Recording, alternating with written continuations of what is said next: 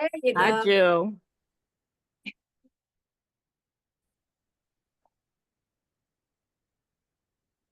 Okay, so we'll find out. This is Achsa, and this is her father, and we'll find out about them in a few minutes, but this is what today's topic is.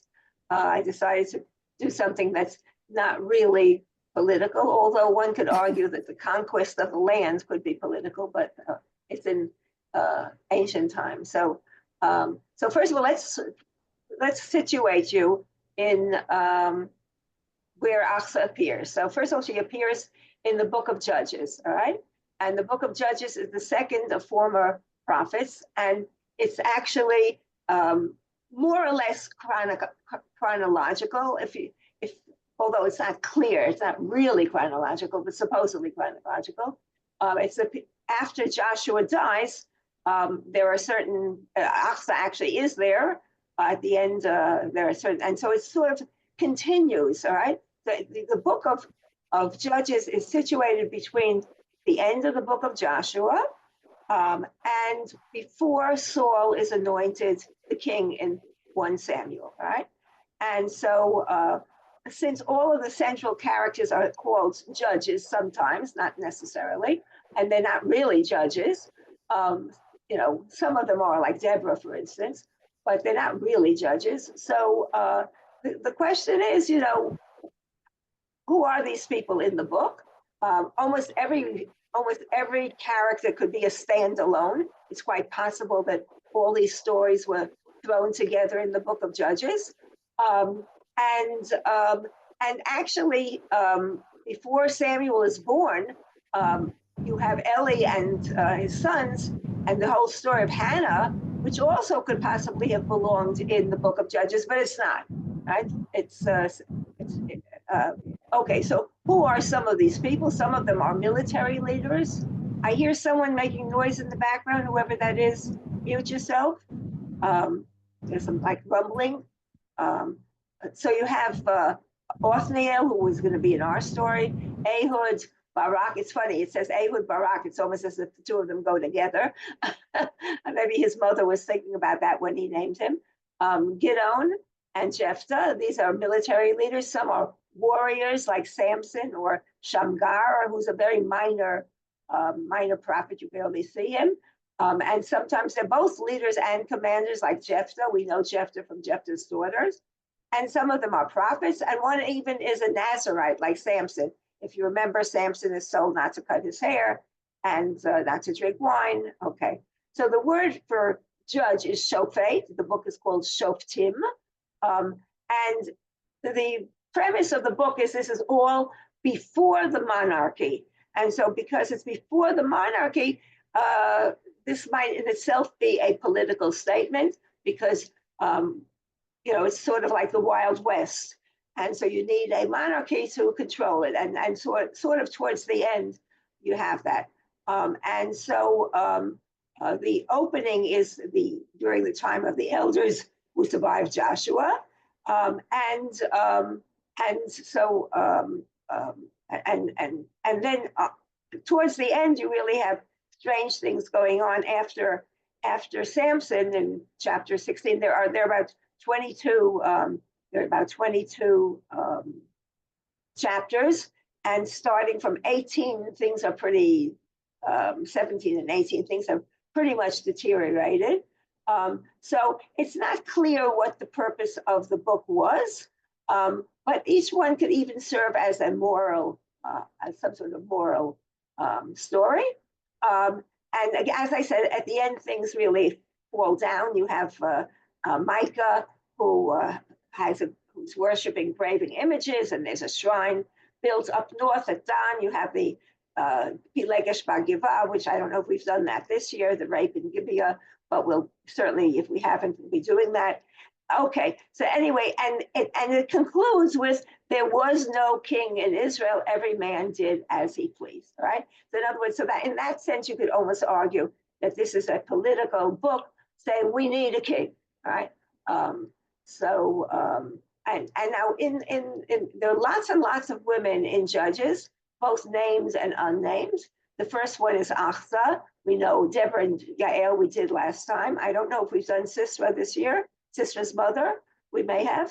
And we have Abimelech's unnamed mother, who is Gideon's concubine wife, right? We have somebody who kills Abimelech by throwing a stone on him. We have Jephthah's daughter. We have an unnamed prostitute mother of Jephthah, a wife. We have all sorts of people. We have Samson's unnamed mother, and we also have one of Samson's wives who does not have a name. We of course know about Delilah, and we have also, even though she seems to be very prominent in Judges 16 and 17, Micah's mother. Judges 17. Micah's mother is also very prominent, but she doesn't have a name. And of course, the Pilegesh Magiva, the raped concubine. And then, if things, could not be getting any worse, at the end you have 400 young virgins who are raped, and the daughters of Shiloh at the very end. So when I looked at the book of Judges, we start with a high, which is Achsa, right? And then we deteriorate all the way down to terrible rape. And so this is really, a problematic book for women.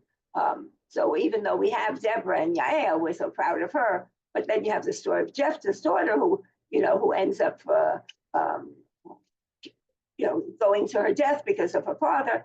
So you have here all sorts of people who are very problematic as far as women are concerned.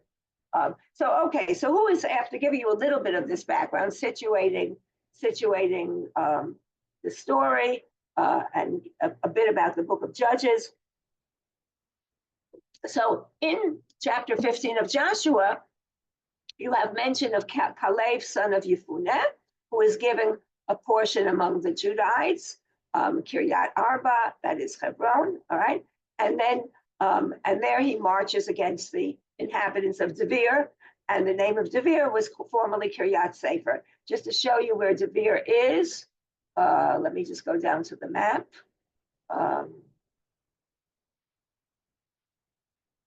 Okay, you can see the Dead Sea over here. Here you have Othniel ben Kenaz, who's going to be the man who's going to show up here. And here's Devere, all right? Here's Devere, I'll make it a little bit bigger. Here's Hebron. Here's Devere. Here's Beersheba. Here's Arad, so you can sort of situate yourself here.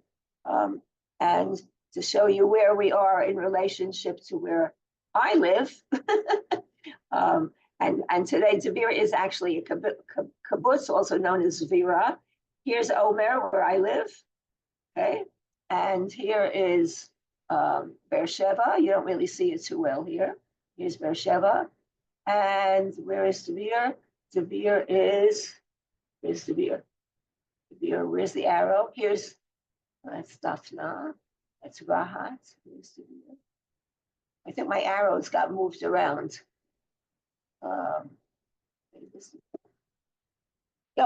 Here's Devere. Okay, here we go. Here's Devere. All right. So here's Omer, and if there were a straight road up there, we would get directly to Devere from Omer.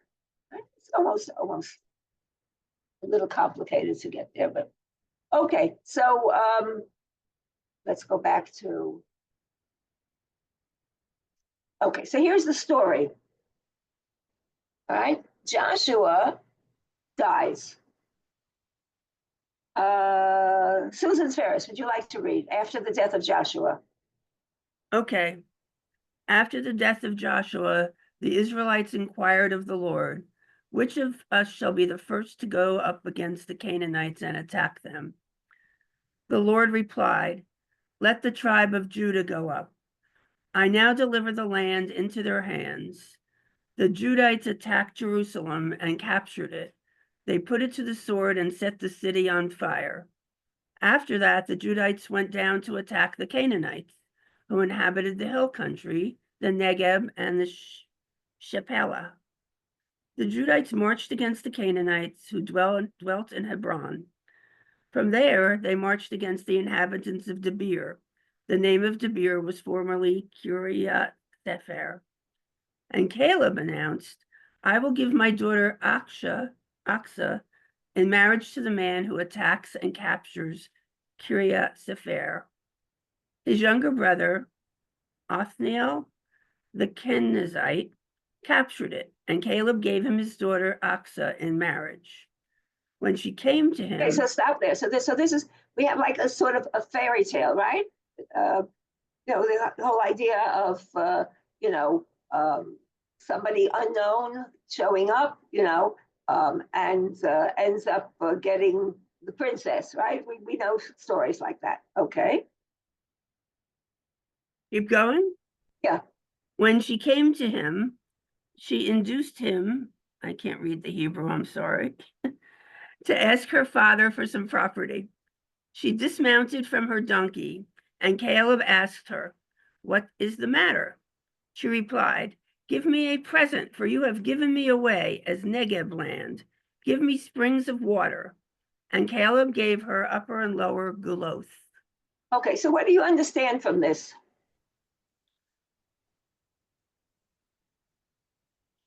She didn't just want to be married, she wanted land and property and water and Right, she wasn't satisfied with her dowry, if you want, all right? So she wanted some, you've given me away as Negev land. Negev also could be understood as dry land, right? So in other words, I need water, and so he gave in to her right away. No problems whatsoever, right? So she sort of had chutzpah, a little bit of chutzpah, which is fine, and it's interesting that it's his younger brother. So it's a little problematic because Caleb's daughter, right, Othniel, She would be his niece. the Kenizzite. But on the other hand, he's called the Kenizzite. So, maybe it's a little strange. Maybe brother does not necessarily mean brother, right? If we take a little look here of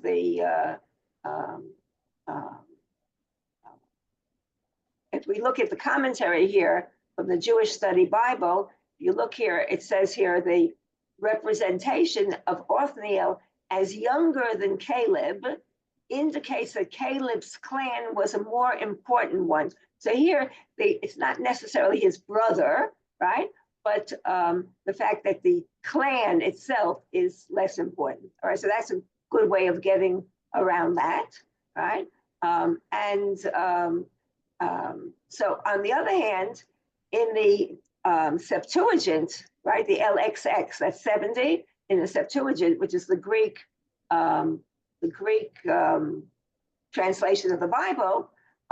There, Othniel persuaded Achsa. In other words, they don't like the idea that Achsa is the one who's persuading, right? Or the fact that they have different understandings of this. So in other words, did Achsa persuade her father, or did she persuade Othniel? And later on, it ends up being a negotiation between Achsa and Caleb. All right. So it's not clear who. Let's go back just for the text so you can see the problematics here, right? When she came to him, right? Who's the him? Right? You understand the problem there? When she came to him, who's the him? Is it the father? I always understand it as a father, but she induced him again. Who's the him? Right? And the Hebrew is vatisitehu. Vatisitehu is that she stirs him, he steers her, she steers him again. Who's the him? Or she tries to convince him to ask her father for some property, right? So it's not really clear who the him is here. I always think of it that my reading is usually that she speaks directly to her father, but a lot of people think that she's speaking first to Othniel, and because it's a little bit, problematic that she directly contradicts her father. And well, even people who don't want to read it that way the first time, I mean, afterwards, when she understands that the land she got is dry, she goes and immediately confronts her father. So that makes it logical that she also dressed him the first time.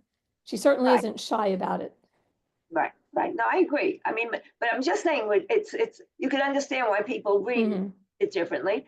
And Yeah. what's really interesting, it says she dismounted from a donkey, but titznach, the word titznach is like she parachutes, right? She doesn't just,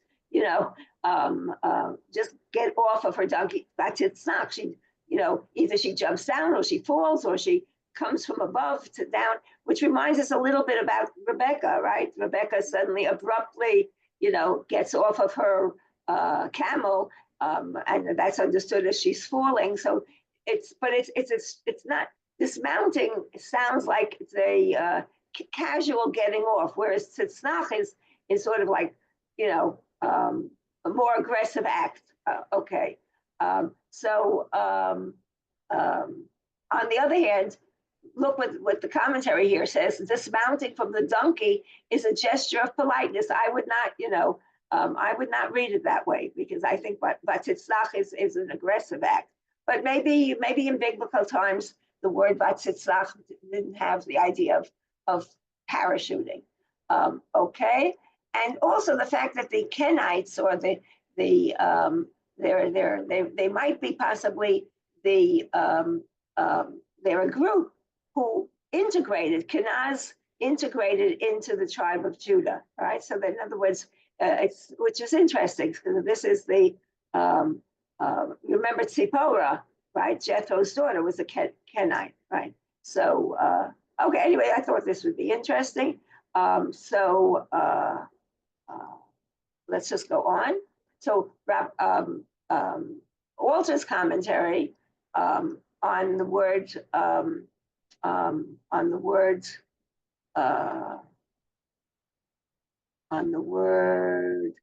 he first of all he says Achsa is the sole initiator of the following scene, all right?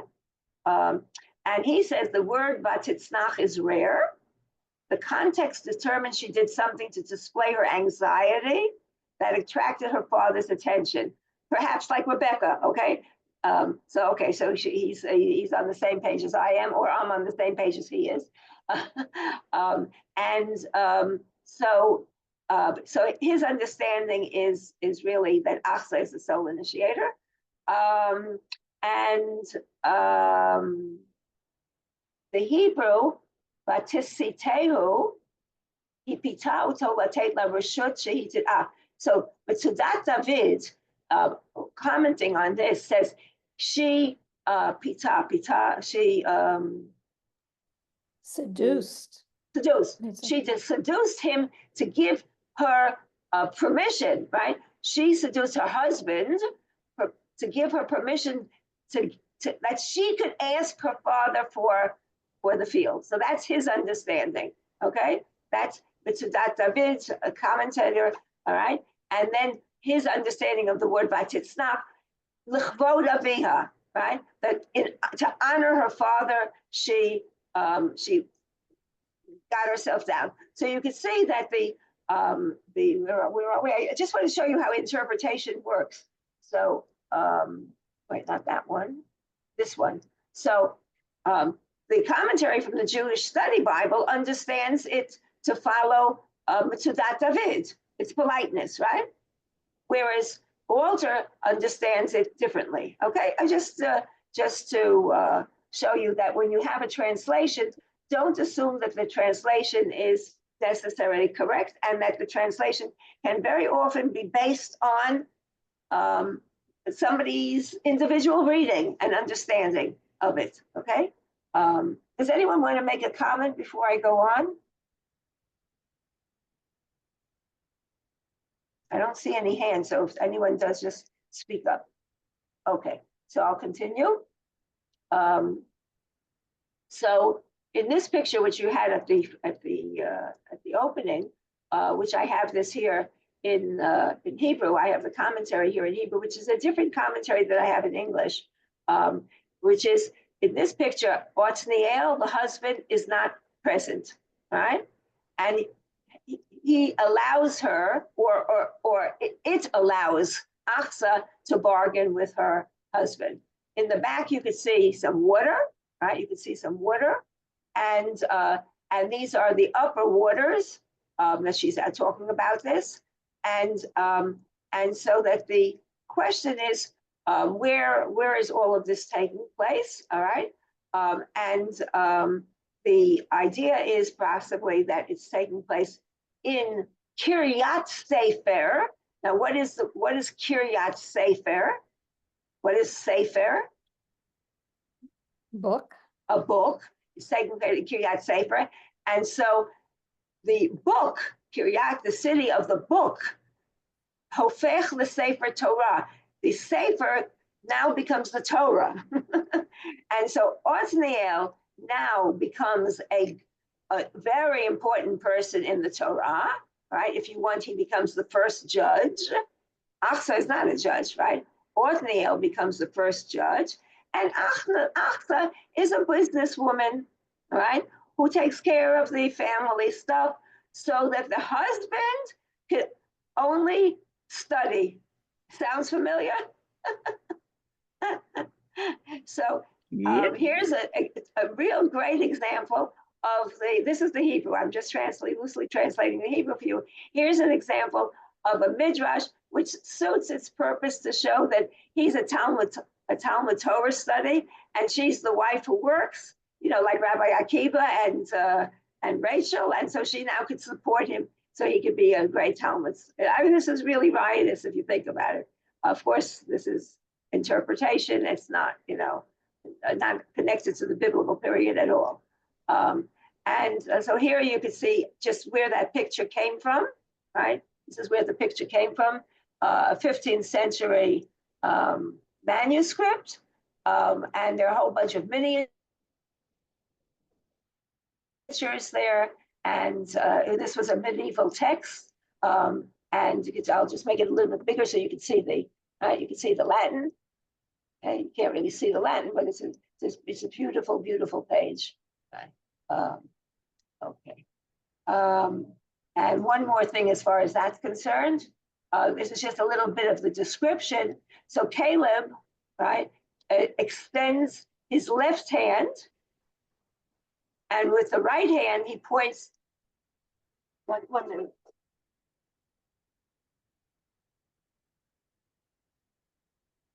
I'm teaching.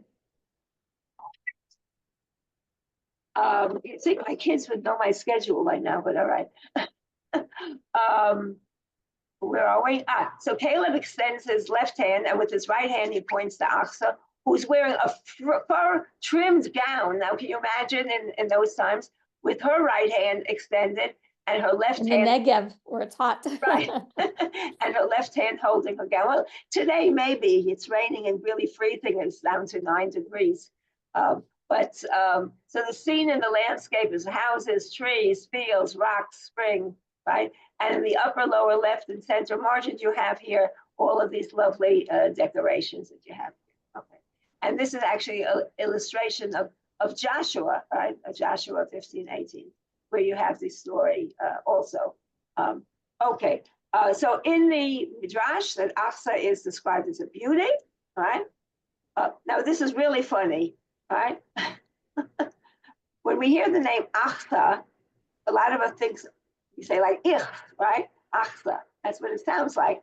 On the other hand, the rabbis describe her as being a beauty, but whoever sees her is angry with his wife, cho'es, right? Cho'es, like you hear the cho'es, Achsa, right? So they say that her name makes them angry with his own wife, who's not as ravishing as she is. Now, they talk about far-fetched. This is probably even more far-fetched than the previous midrash, all right? And so that's why her beauty explains the willingness of the men to go forth to war against the giants of Kiryat Sefer, because Caleb promised his daughter Achsa to the man who would conquer the city. What does that remind you of?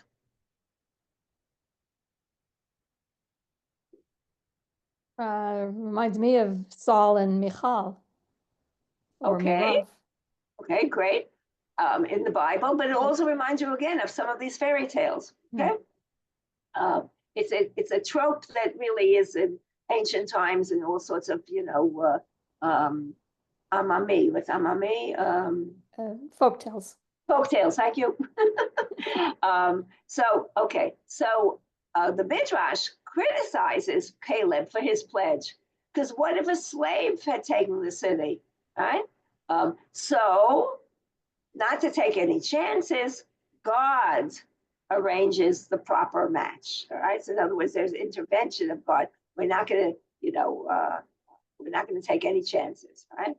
And Achsa was not pleased with the match, right? And she complains to her father. Why? Because she's concerned. Remember, she's a businesswoman.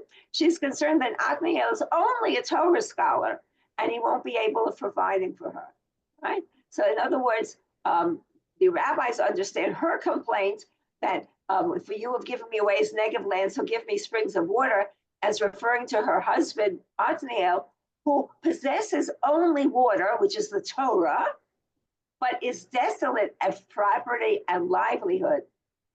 So here, the rabbis are not very complimentary to her, and they actually compare her to an ass who immediately cries out if there's no food in his crib. So in other words, they, rather than realize that Achsa is so wonderful for supporting her husband as a Torah scholar, they turn her into an ass, somebody who only cares about food and her own sustenance. So that what is clear is that she is a practical woman. So the rabbis don't necessarily like her for this. All right, so this is all about Achsa in the Midrash and Agadah. Notice the source for all of this was from the the encyclopedia that appears on the JWA.org. It's a wonderful resource if any of you are preparing material on your own. It's a great resource if you don't know it already. Okay, here, what's different in the picture? Othniel is with her. Othniel is with her. So here we now see that this is from the Byzantine time period, Smyrna Octatuch. An octatuch is like the 8. You have the Pentateuch, right? Pentateuch is 5 books. The Octatuch would be 8 books. What books do you think that would be?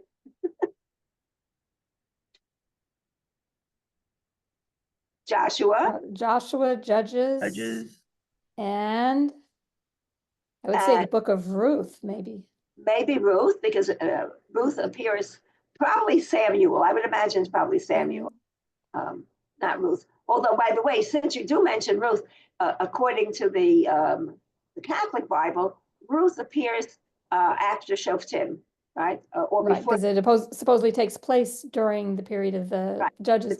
The problem with Samuel being included is, I mean, Samuel already has David's kingdom in it.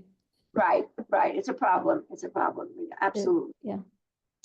So, okay. So here, when he puts out his hands, both of them have their hands out, right? If you look carefully, both of them, right? Both of them have their right hands. And she looks somewhat demure here. But she certainly is between the two of them. Okay, here's another picture. This is, again, all right? Here you have other people as well. Well, presumably this, I imagine, would be Othniel. And this is the guy who takes care of her donkey. I don't know. Okay, here's another one. This one has an interesting story, but I don't want to go into it. But this, when I looked around for, see this, Henry Singleton. Right, when I looked, this seems to have been something that was copied, right? And this appeared in the 19th century, and presumably this was copied, all right? And so you have here a copy of this, of which one? Yeah, of this one. This is a copy, and this is also a copy. So it's very interesting because I did some research about it a few years ago, and I thought it was fascinating, the fact that it was important enough to be copied. You have here also a likeness of Achsa in a 16th century source. All right. And here we have again Achsa giving his daughter as wife. Here you have a lot of people around here, but here he's simply giving her daughter away. This is a wood graving. And here you have, in the Latin Bible, you have here also a picture. Interesting. Here is interesting. You have she's on a donkey, right? And presumably that's her father on the camel. So it's really very interesting picture. I don't quite understand, what's happening here, but they don't. It's not the way it's described here. Maybe they're holding her so she won't fall off the. Right, as a soldier holding her, maybe so she won't fall off her camel, off of a donkey. I don't know. It's an interesting picture. People's imagination is fascinating. And here you have here a miniature where Elsiel receives Caleb's daughter Achsa. That's this over here. I'll just show it to you in a bigger one. There you go.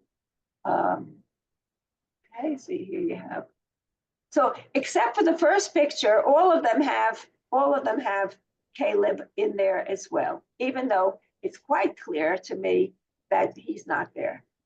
Now we have a choice of three midrashim. We obviously can't read all of them. We have one by Michal Lemberger. I just want to bring to your attention her book. It's called After Abel.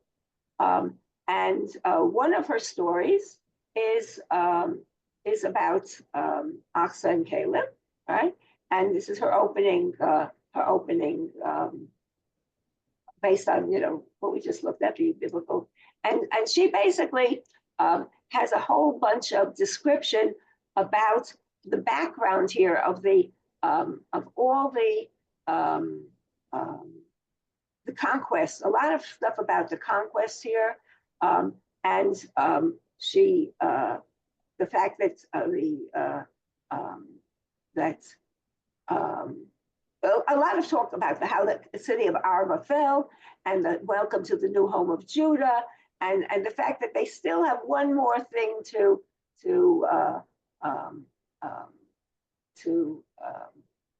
after Caleb has really conquered everything and really everything's wonderful, and then all of a sudden he sees something ahead of him. It's a little frightening if you think about this story. And one of his advisors says to him, "Oh, it's Devere, a Canaanite city." And so what happens is that Caleb is thinking to himself, "Oh my gosh, I'm going to have to go out and conquer another city." And oh my, he's really weary, and he wants to rest. And he says to himself, "Okay, somebody else has to do it." All right. And that's basically the plot. And the plot is basically that he doesn't want to do it. And so to avoid doing it himself, he has a context. So her background is to explain why Caleb himself doesn't conquer the city, right? He's just too old. He doesn't have the energy anymore. And Achsa is not happy about this, right? And she says to her father, "Oh my gosh, how can you do this to me? Why didn't you consult me before all of this?" Okay. And so the story continues, and each time a different person comes forward, and finally the third person comes forward. By the way, very often it's the third one, right? You always have, even in folk tales, you have the third one. The third number is usually very important. And he introduces himself, and she's wondering about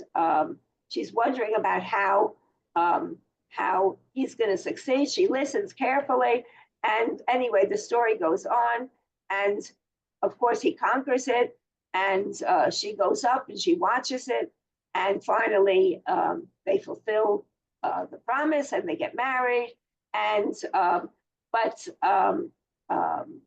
she looks down at Caleb, and Othniel were going home, and they were on their way to the land, and so Caleb leads his daughter and helps her to mount the donkey. And she looks down at him. Now, notice her interpretation.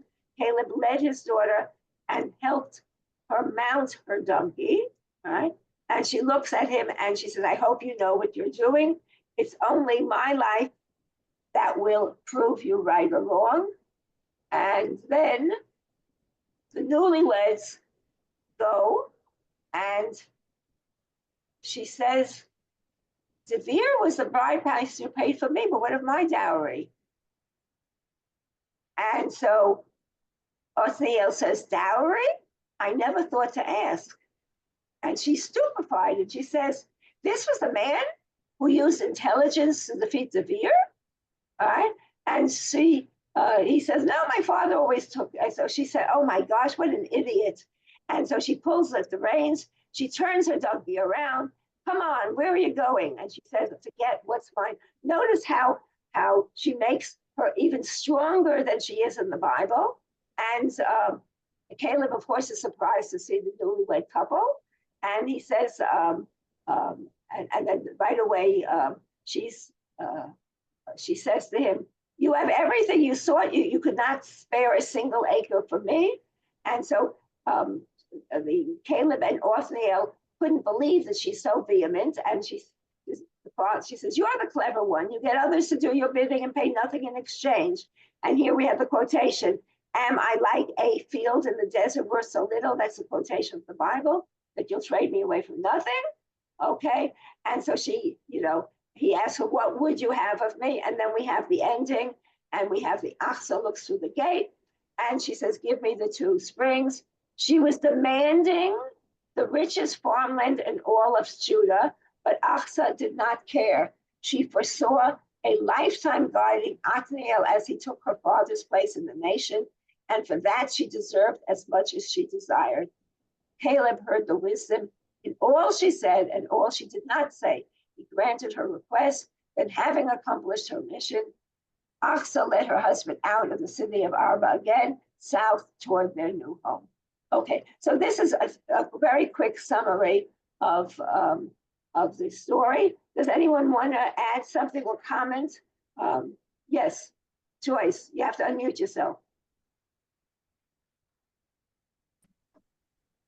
I'm curious, to all of us, the names Othniel and Achsa are not very popular names given to our children, are they? No. No, not at all. I don't think I've heard Sue. I don't think there are any names Othniel. I don't think no. None No. that I know. No, none that I know. And the problem with Achsa, it really sounds like ich, and even the rabbis who say it sounds like Kaas. Kaas is anger, right? So why would you name your child Kaas? In other words, Yeah. where they say she's so beautiful that everyone's angry at their own wives for not being as beautiful as her. So you wouldn't want to name your child, after being angry. Yes, that's a good point. Yes. But she is somebody who is worthwhile, emulating. And as I said, we're starting the book of Judges on a real high. If you compare it to the end of the book, it's very clear. Sue's story is, I think, a little bit shorter. Before we come to Sue's story, how are we doing with time? We're okay, because hers is early. I want to just bring to your attention Jill Hammer's story in Sisters at Sinai, and she does something very similar to what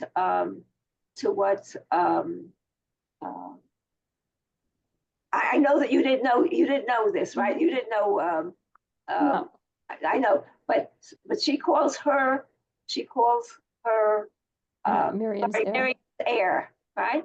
And so she has a description of everything going on here, and so Achsa wants to know about her mother, all right, and she missed her mother, all right, and very the premise that Miriam is her mother, right, and so it's very interesting that both of you are sort of on the same wavelength, and So, and her leaning here, we're not gonna look at her story. I can send it to you if you want. It's quite long. So that, she does say here, in the middle, she says she turns to the father and you say, claim that a warrior must lead us. Moses was no warrior, and yet he led us for 40 years. He was a man who cared for his people, a good and honest judge, a judge like Othniel. In your lust to conquer this land, you have forgotten. This is perfect for today, by the way. You have forgotten what makes Israel strong. She caught the eyes of many in the crowd. Do you wish to become like any other people, conquering others by strength? She asked them. Do you wish to be a nation forever at war? Or do you wish to be led by those who will know when the time of peace has arrived? This is clearly, by the way, a political statement on the part of Jill Hammer, who is, she's definitely left wing. I mean, there's no doubt of this. But this statement here is really very, very clear where she's standing. And listen, we all feel that way today. Anyway, so Caleb says, my daughter is right. In my grief at Miriam's death, I forgot my wife's teaching about the way to live. All right. So it continues, and at the very end, and this is her commentary, right? Which I thought was very interesting. Toby, would you like to read the commentary, Jill's notes to Miriam's hair? Now, this has nothing to do with Sue's story. But before we read Sue, I want to show that both of you are really, in the same place, without even realizing it, which I think is fantastic. Sure. Rabbinic midrashim ascribes son after son to the prophetess Miriam, but not a single daughter. Yet their own legends about Miriam suggest that she did have a daughter. In a popular midrash, Miriam is married to Caleb, one of the two men righteous enough to live through the wanderings in the desert and enter the promised land. In 1 Chronicles, Caleb seems to have many wives. The rabbinic reading is that all of these women are Miriam, except for the 2 women listed as concubines, Ephah and Ma'akah, who appear in this story. Achsa is Caleb's daughter in the biblical text, yet no rabbinic midrash links her to Miriam. Perhaps this is because the idea of a daughter who inherits Miriam's prophetic legacy is far too threatening to a patriarchal tradition. Aha. The link is easy to make, however, almost eerily so. In Judges 1, Achsa marries after a fairy tale-like episode in which her father promises her to the man who conquers the city of Kiryat Sefer, city of the book. Achsa demands as her dowry a land with springs of water. The legend of the well of water associated with Miriam that followed the Israelites through their 40 years of wandering in the desert immediately comes to mind. The demand for wells of water indeed sounds like the request of Miriam's daughter. The name Meonotai is so reminiscent of Miriam that, of midrashic necessity, the child must be a daughter of Miriam's line. I think is really fascinating. Okay. And then it continues. All right. By the way, when I wrote my own midrash, I used a lot of these midrashim that they're referring to here. And so you also have other meanings of the midrash, which is that Achsa also means anklet, right? According to a midrash. And so that the whole idea is of the midrash that she writes is that the passive princess turns out to be an active player after all. And the Talmud, we saw that already, that the Talmud claims that Caleb's gift, no, we didn't see that actually. The Talmud claims that Caleb's gift of upper and lower springs is a metaphor. It means that Caleb gave Achsa Torah learning as well as physical sustenance. In other words, she's not just a merchant, but she's also has Torah learning, all right? So that's very interesting. So that the Talmud, who gives spiritual gifts to Othniel, is he ends up being the judge who restores many of the teachings of Moses. And so she concludes that Othniel and Achsa are true conquerors of the city of the book. Okay, so this was her notes to the fairly long but both of them are fairly long. So I'm not casting any aspersions on the two that we did not read, but it's easier to read Sue's, which is shorter. It's 1, 2, 3, 4, 5 pages. So Louise, have you read yet today? No. Okay, so you're reader 1. Joyce, you're reader 2. Stevie, you're reader 3. And Susan, you're reader 4. And Sue, you'll be reader 5. Okay? I think everyone else has read something today. Okay. Okay. So let's go back to, here we go. Dearest Mother Miriam, as always, I think of you every day. What would my life have been like if you had lived to raise me? Even though you never held me physically, you were always by my side. I feel it. Your personal example of putting the people before your personal desires, or bringing song and life to the community. I savor all the stories that everyone loves to tell about you. I find joy in the fact that everyone who knew you misses you and wants to share with me their personal stories of something that you did for them. Aunt Batya told me dozens of times the story of going down to the Nile with her friends for a dip and finding there a skinny little Hebrew girl who was not nervous to address the king's daughter. How she followed your gaze to spy the basket in which Uncle Moses was hidden among the rushes, how you spoke to her and offered to arrange a Hebrew wet nurse for the baby. She claims that she was so charmed by your chutzpah that she decided on the spot to save the baby from her father's decree, so that she would have an excuse to bring you into her life. Oh, how I miss her too. Aunt Sippy used to tell me how difficult it was when Moses first brought her to meet the family.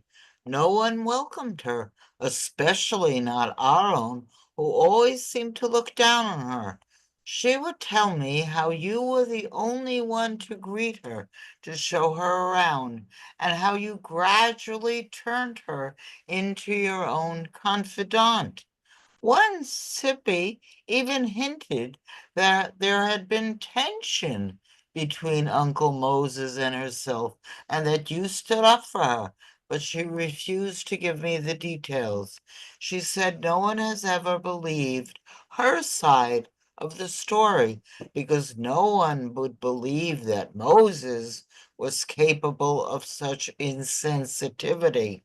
I once asked Father Caleb about it, and his face just turned red. He mumbled something about rumors and unjust punishment for Miriam, but he wouldn't explain. I can't figure out how to put together the pieces of the story I have heard. The troublemaking twins, Shira and Rena, taught me to sing and dance. And as we twirl around and keep beat on tambourines, they always shout, "This is for your mother, Miriam." And modest Maya almost always raises her cup of water slightly before drinking and says quietly, thinking that no one else hears, L'chaye Miriam Toda.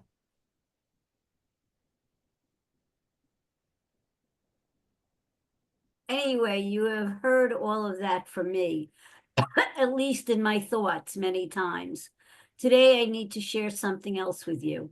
I have always known that as the daughter of a family of prophets, I may be called on to do things commanded from higher up, things that may not be what I would choose for myself.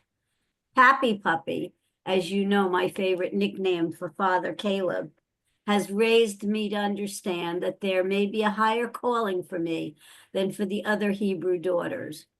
Since I was a small child, I just wanted to make you proud of me, to follow in your footsteps. It is vain for me to want to be like my prophetess mother. What advice would you give me if you were here? So when Father Caleb told me that I was to be offered as the prize to whatever Hebrew warrior could conquer the town of Kiryat Sefer, I swallowed my disappointment. and Joyce, told him Joyce, that yeah, I just will on the table. cooperate. I need 5 more minutes. He promised me land of my own as a dowry, land of my own in the promised land. Oh, that is worthy consolation prize. Not many Hebrew women can claim land of their own.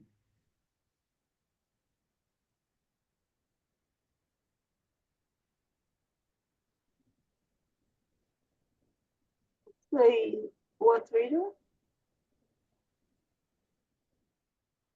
Susan?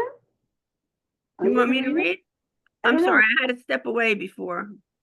I don't know who the fourth reader was. Okay. So I can Joe, read if you want me to. I had no idea which warrior would become my groom, someone wise and kind, someone crude and vicious, someone who wanted to rule me, or someone who wanted a partner. Like so many girls before me who have awaited their father's choice of a mate for them, all I could do was wait to see who would capture Kiryat Sefer for our tribe. The only thing that was certain was that whoever was to become my husband would also become a tribal hero to be remembered in the book of books. When cousin Othniel led the group that captured Kiryat Sefer, I became suspicious that Father Caleb knew that Othniel had already drawn up a plan for the attack. Knowing Father, he and Othniel worked on the battle plan together, and the whole prize announcement was just a ruse. Father was actually looking out for me, knowing that Othniel was destined to be my husband. Ever since his days in the desert, Father Caleb had not been afraid to act as he believed was right, even if it did not please the majority. When I confronted Father, he just grinned that lopsided smile and denied it, but the tears in his eyes told a different story. He knew that he couldn't hide his intentions from me, his little prophetess. The wedding was a joyous affair, except for the ache of your absence. No bride wants to celebrate her special milestone without her mother by her side. After the week-long festivities, Othniel and I prepared to ride off to our new home. So many emotions bubbling up. Sad to leave Pappy Puppy, but excited to begin my life with Othniel. Just before we started out with our caravan, Father handed the dowry deed to Othniel. As soon as I heard its location, I turned around and rode straight back to find Father collapsing the wedding tent. What is this? Negev land without water? I expect nothing less than the upper and lower springs and all the land between. Father Caleb could only laugh at himself. He knew he had made a mistake by underestimating me. He should have expected that Miriam's daughter would demand and deserve a source of water. And so, dear mother, I sit beside a bubbling spring in the desert on my land. Soon the weather will change and we will begin planting orchards of grapes, pomegranates, and figs. How I wish that you could come tend the young shoots with me as they bloom and turn the desert green and fruitful, a land flowing with milk and honey. Your loving daughter, Achsa. so why did you decide to make this into a letter? To make it a stronger connection to Miriam. Okay. There, you could afterwards, yourself, you could read, Jill Hammers and see, how she did that, But it's really interesting that both of you had the same idea. I think it's not surprising for anyone who's into the various women of the Tanakh. When you think of Caleb, I mean, in my eyes, his claim to fame is not that he was one of the spies or a leader of the conquest, but that the Midrash says he was married to Miriam. That's what interested me. No, that's true. No, I know. What I always thought was very interesting. Let me stop the sharing. Although, wait, I wanted to look back and I underlined something here. So the whole prize announcement was just a real ruse. that's really funny because we know in Israel very often when you choose someone to do something and then they have to put out a michraz. What's a michraz? Yeah, tender. A tender. They have to put out a tender, but everyone knows it's fake. Yes. The tender. They've already chosen someone. So that really reminded me, of the whole idea of the tender. And the other thing was the whole idea of the chutzpah. So in terms of Miriam, both of them have chutzpah, so they both have that same tendency. So I think, a lot of people have left. I wonder what happened. So I didn't notice that's a few Yeah, people were here. Stevie said she had to leave early and Jerry Lynn had to leave early. So Maybe okay. send out the recording to everyone. If they want the recording, they could ask for it. So I think that, it's very interesting that Caleb and Joshua are, they're sort of both of them rivals for being if you look at your Bible, they really could have been, either of them could have been chosen to be Moses's successor, right? And I've always wondered, it even seems clearer that Caleb should be the successor and not Joshua, but that's not what happens. In other words, but the two of them, Joshua is the one with the book, right? Now, of course, we don't know what really happened in reality. It's quite possible, that there's a book of Caleb out there that we just, have never discovered. So, that would be very interesting to see. Anyway, so the fact that so many and who did Joshua marry according to the midrash? Rachav. Rachav was the prostitute, right? So he marries someone who is a prostitute who then converts, right? And then there's a whole genealogy there, which is, but he only has girls. He doesn't have any boys, according to the midrash, right? But the prophet Jeremiah is descended from one of those daughters, according to the midrash. So it's really very, very, who's, by the way, a doomsday prophet, right? He's the prophet of doom.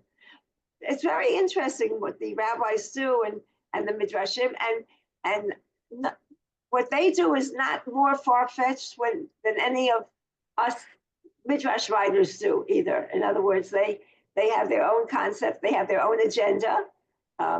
Sue's agenda and my agenda when I write about Miriam is perhaps to make her into more central and more feminist and whatever. Whereas the rabbis very often want to put down, the same strong woman. So it just, it's very interesting what you have here. Anyway, would somebody like to comment before we finish? No? Okay. So I'll see you next week. Shabbat Shalom. And let's Shabbat hope, Shalom. that Thank we you. have Thank you, So- Naomi. Good Shabbos, everybody. good news. Some good news. Amen. We need I it. hope that we have what? Wait, before I get political, let me just stop. Oh. the, Okay. Riviera Take on the care, everyone.